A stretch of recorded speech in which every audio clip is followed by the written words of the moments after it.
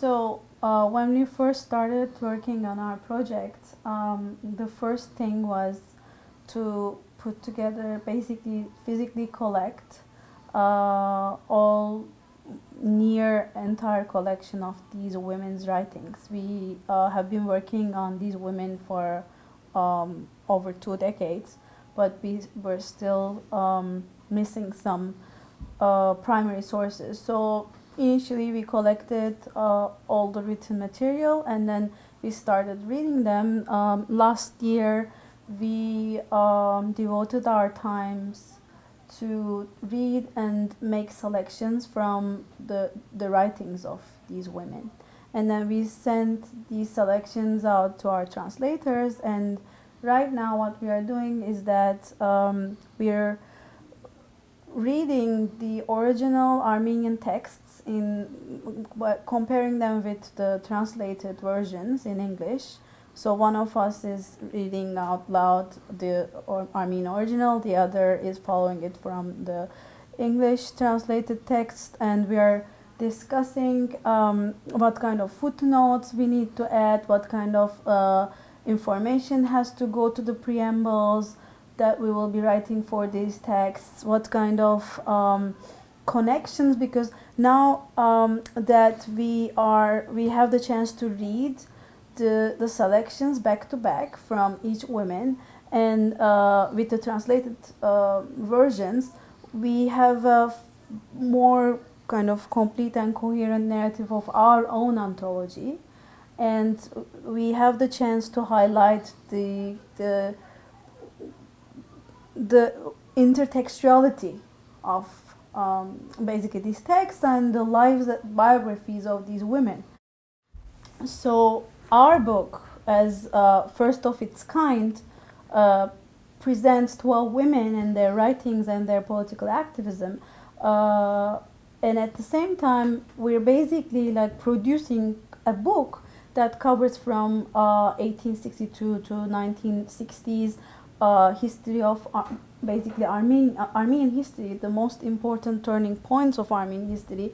And when we are making these selections, we are now that we are reading them back to back, we are trying to see if it is representative enough. So we pay attention to have like representative selections from each woman's political thinking and action, but at the same time really like to cover major events of Armenian history: Ottoman Armenians, post-Ottoman diaspora, First Republic of Armenia, Soviet Armenia, diaspora.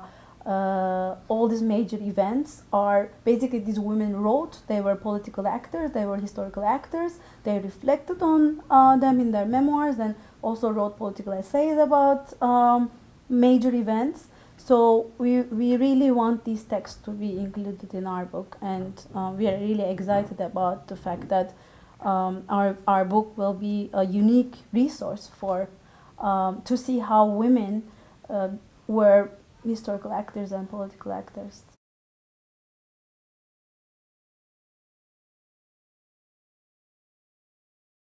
So we have 12 women covered in the book. They have written multiple books, like each one has authored at least 2-3 books. So what we did was we read everything that was ever published by each one of them, and we curated parts from each woman to go into an anthology in which people will be able to read these women's original their writings are originally in Armenian, but people will have access to them in English. Surpri Dusab is the first Armenian woman novelist and a feminist. So basically, as I said, like we had 2 important criteria, let's say. So we said like this is Surpri Dusab, and we read her biography, we read articles by her and about her during her lifetime and later. So we know Dusab, we have a sense of who Dusab is and our understanding, interpretation of who she is. So what is the most representative text? Obviously, she has 3 novels, and in such an anthology, we can't have the full novels or like excerpts from each of them. But we thought that like it's important to include excerpts from the first feminist novel in Armenian history, so we included excerpts from that novel. I think Yusuf is a special case because she wrote 5 articles, and we included all of them because we thought that will actually provide a full kind of collection of Yusuf's writings, the 5 articles. Because she's also very early. She's right? very early. We are talking about early 1880s. Yes. And she's a bit ahead of time already. And Yes. these articles, except for 1 or 2, they have never been translated to English. So in that case, we wanted to be more comprehensive. Comprehensive because like she writes about education, she writes women's education, she writes about women's employment. She also like she is this public intellectual who was invited to give a talk about Armenian intellectual awakening at a Greek cultural association in Istanbul, where she delivered the talk in French. But it was translated into Armenian and was published in this mainstream newspaper.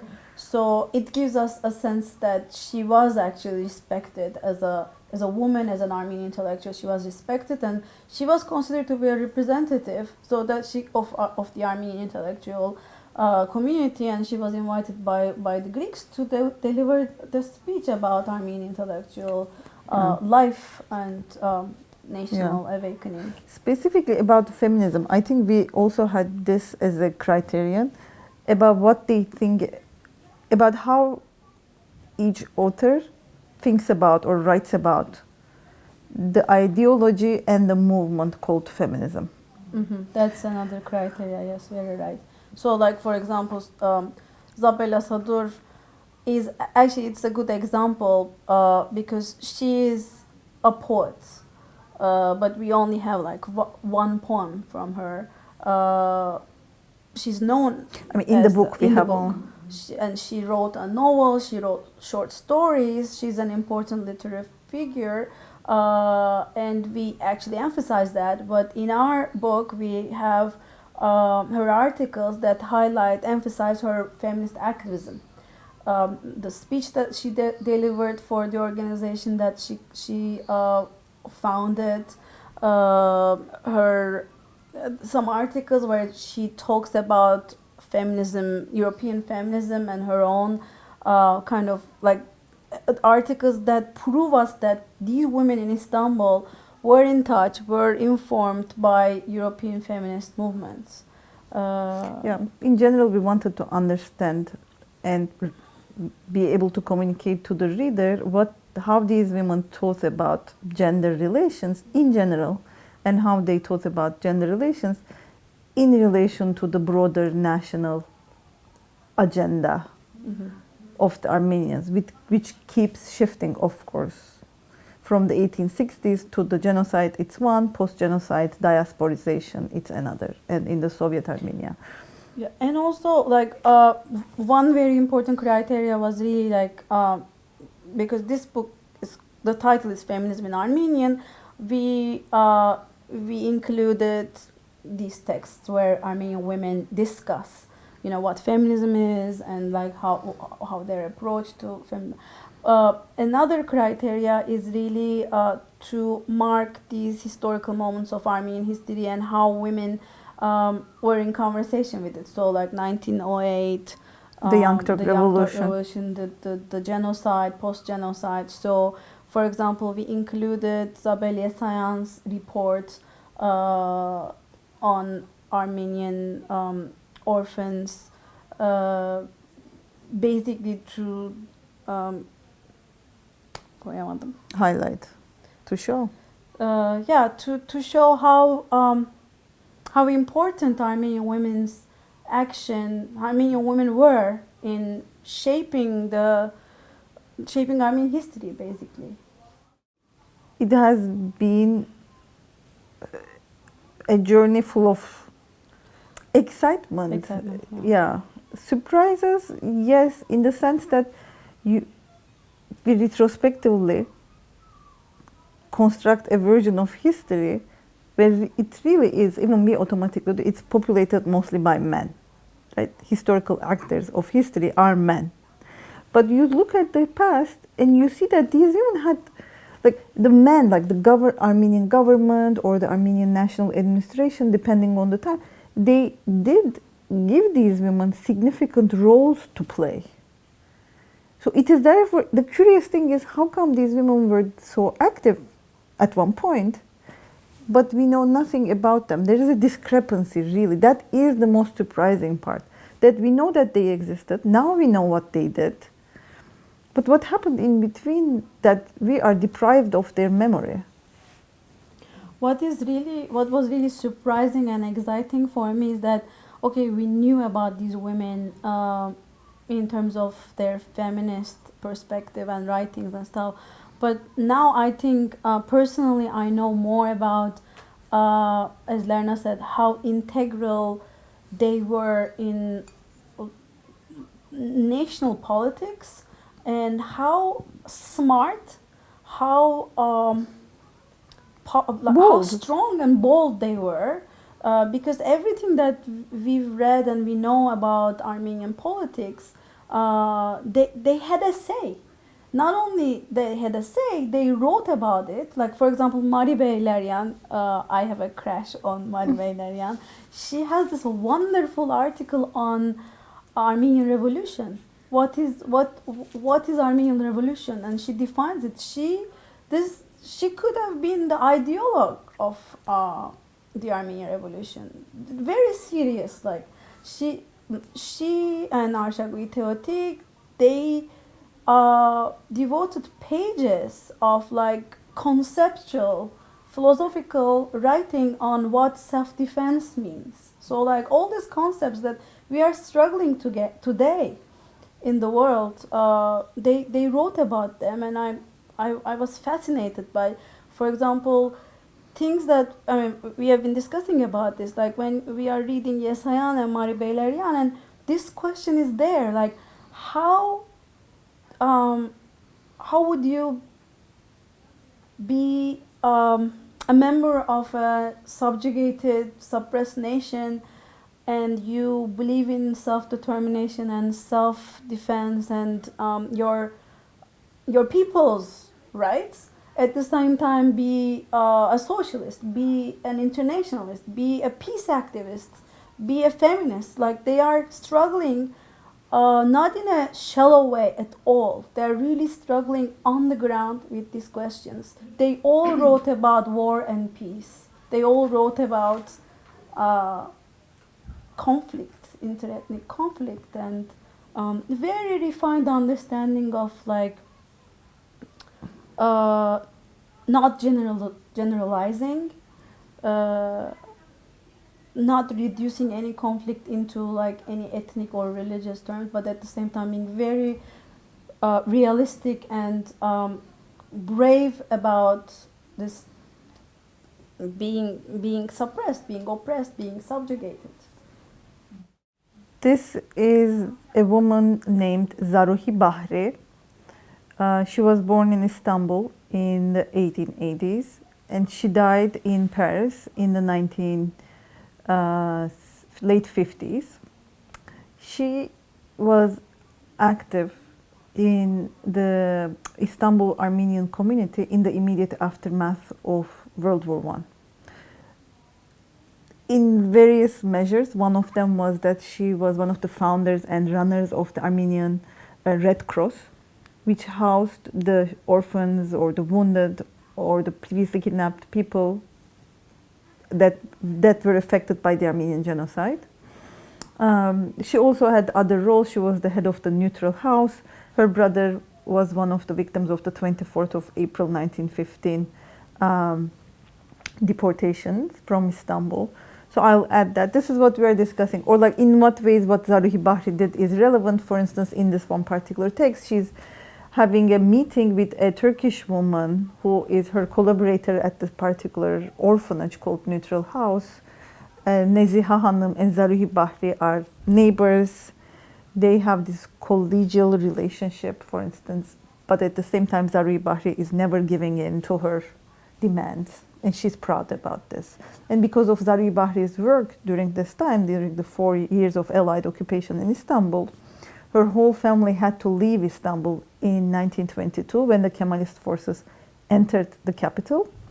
And with all 4 children of hers, with husband, the lawyer husband, this very established Armenian family escaped from Istanbul because of the British authorities' warning that they would not be able to protect Zaruhi Bahri from the Turks, given what she did with the orphans during those years. So they have to move out. They first go to Romania, we'll talk about this, then they go to France. The husband cannot work as a lawyer anymore, and they lose all their social and capital, like their status class. She becomes a tailor. This woman who has never worked in that capacity in her life, she comes from a very elite family, to make sure that they afford a living for their children. So and Turkey denied them the right to return. So they never were able to go back home, and all of their property was confiscated by the Turkish state. So they were poor for a short while, but then slowly they resumed their previous, not never actually, they never resumed, but slowly they made a place for themselves in Paris. Let's say that. So part of our research includes talking to the descendants of these women that we chose. So Zaruhi Bahri had 4 grandchildren, 4 kids and 4 grandchildren. And in 2003, when I was in Paris, I did oral history interviews with all 4 of them, aged between 65 and 82 at the time. So they gave me their testimonies of their grandmother and life with them, because they lived with this woman. She took care of them in Paris as their parents were working. So the project that we are working on involves a digital component. It's a website with which we will have everything that is published by these women, but also all these oral history interviews that we did with the descendants, because together we also talk to other people, videos and just like audio clips. Everything will be digitized and with full open access available to the interested researchers.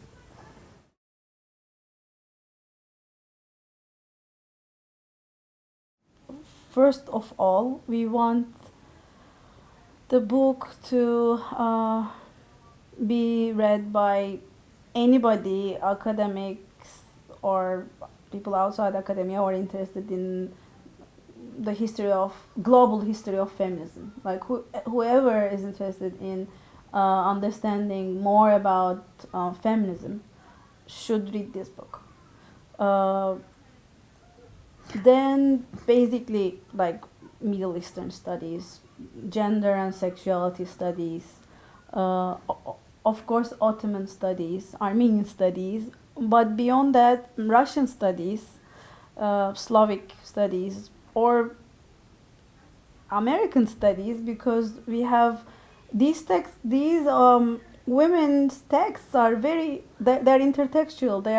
They're like, we have, for example, articles that talk about Uncle Tom's Cabin. We have texts, we have women who have been to Paris, spent their lives in Paris, they read French, so like I think French studies would be interested in reading our book.